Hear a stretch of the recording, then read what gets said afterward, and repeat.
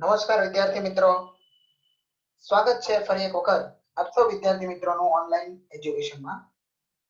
મિત્રો, બે વસ્તુ ક્યારેય વેસ્ટ ના થવી જોઈએ, એક અનાજનો કણ અને એક આનંદની પળ। અનાજ જે ખેડૂત ખૂબ મહેનતથી આપણા માટે અનાજ ઉગાડે છે અને અનાજ એ ભગવાનની બહુ અમૂલ્ય ભેટ છે આપણા માટે, તો ક્યારેય અનાજનું વેસ્ટ ના કરવો જોઈએ।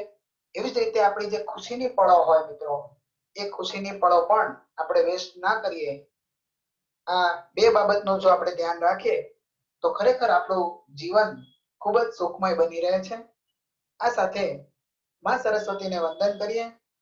ધોરણ 12 કોમર્સ, વિષય આંકડાશાસ્ત્ર, પ્રકરણ નંબર 4, સામયિક શ્રેણી।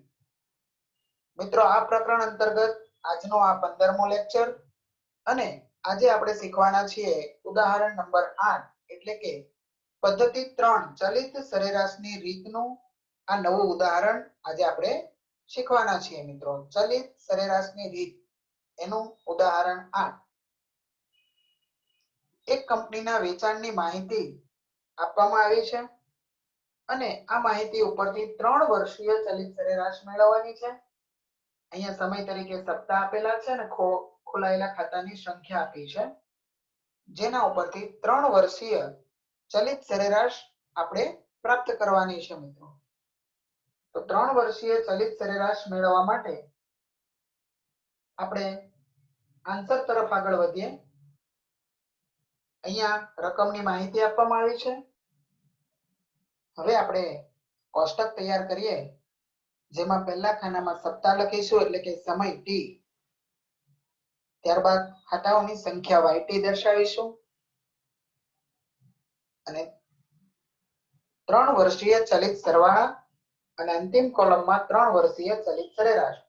હવે આપણે 3 વર્ષીય ચલિત સરેરાશ સરવાળા પહેલા મેળવીએ તો 3 જે ખાતા ખોલાવેલા છે એની સંખ્યાઓના 3 સપ્તાહના સરવાળાને બીજા સપ્તાહની સામે લખવાનું છે, વચ્ચે બરાબર વચ્ચે એવરેજ લખવા માટે આપણે સરવાળા લખવા પડશે। 26 + 27 + 26 બરાબર 79, એ આ 3 વર્ષની એટલે કે સપ્તાહની વચ્ચે આપણે લખવાનું છે। એવી જ રીતે હવે પછીના 3 સપ્તાહ એટલે કે બીજું, ત્રીજું ને ચોથું સપ્તાહ લઈએ તો એના સરવાળા બીજા, ત્રીજા ને ચોથાની વચ્ચે એટલે કે 3 ની સામે લખીશું।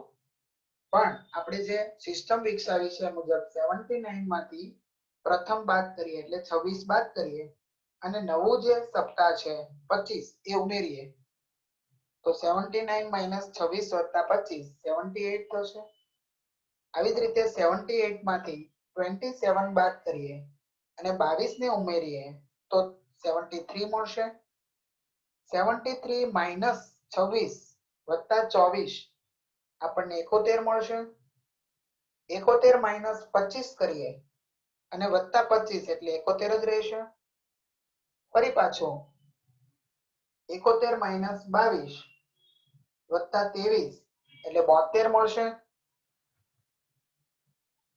72 - 24 + 22 70 મળશે।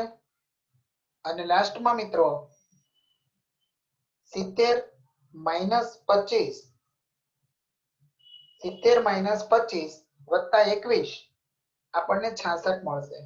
હવે મિત્રો નીચે એક પણ વર્ષ છે નહીં આપણી પાસે, ખોલાયેલા ખાતા નથી આપણી પાસે, તો હવે આપણે શું કરવું જોઈએ? તો આ જે ચલિત સરવાળાઓ આપણને આપેલા છે એ દરેક ચલિત સરવાળાને 3 વડે આપણે ભાગાકાર કરીશું। હવે જે માહિતી નથી આપી એના માટે આપણને પ્રથમ સપ્તાહ માટે અને અંતિમ સપ્તાહ માટે વલણ મળશે નહીં, એટલે ત્યાં ડેશ કરી દેવાનું। હવે આપણે મેળવીએ 3 સપ્તાહની ચલિત સરેરાશ એટલે કે સરવાળો ભાગ્યા 3। તો અહીંયા 79 / 3 કરીશું એટલે 26.33। આવી રીતે દરેક સપ્તાહ માટે આપણને ભાગ્યા 3 કરવાથી ચલિત સરેરાશો મળશે। આને કહેવાય 3 સાપ્તાહિક ચલિત સરેરાશ। પ્રથમ સપ્તાહ માટે અને અંતિમ સપ્તાહ માટે અહીંયા સરેરાશ મળશે નહીં, વલણ મળશે નહીં। આમ આપણે આજે 3 વર્ષીય કે 3 સપ્તાહની ચલિત સરેરાશ કઈ રીતે મેળવવી એનો અભ્યાસ અહીંયા પૂરો કર્યો મિત્રો. આવો જ એક દાખલો તમારે ઘરેથી ગણવાનો રહેશે. સ્વાધ્યાય 4.3 નો પહેલો ને ચોથો દાખલો અને સ્વાધ્યાય 4 નો વિભાગ ડી નો 11મો દાખલો એ આ 3 વર્ષીય ચલિત સરેરાશની રીતે ગણવાનો છે. સાથે સાથે સ્વાધ્યાય 4 વિભાગ ઈ માં પણ એક દાખલો છે, દાખલા નંબર 3, એ પણ તમારે ગણી નાખવાનો છે. 3 વર્ષીય ચલિત સરેરાશમાં એક જ સિસ્ટમ આવે, 3 ના સરવાળા લેતા જવાના છે અને વચ્ચેના વર્ષની સામે મૂકવાના છે અને સરેરાશ કરતી વખતે ભાગાકાર 3 વડે કરવાનો છે. આ સાથે પહેલી પદ્ધતિ અહીંયા પૂરી કરી. આપ સૌનો ખૂબ ખૂબ આભાર.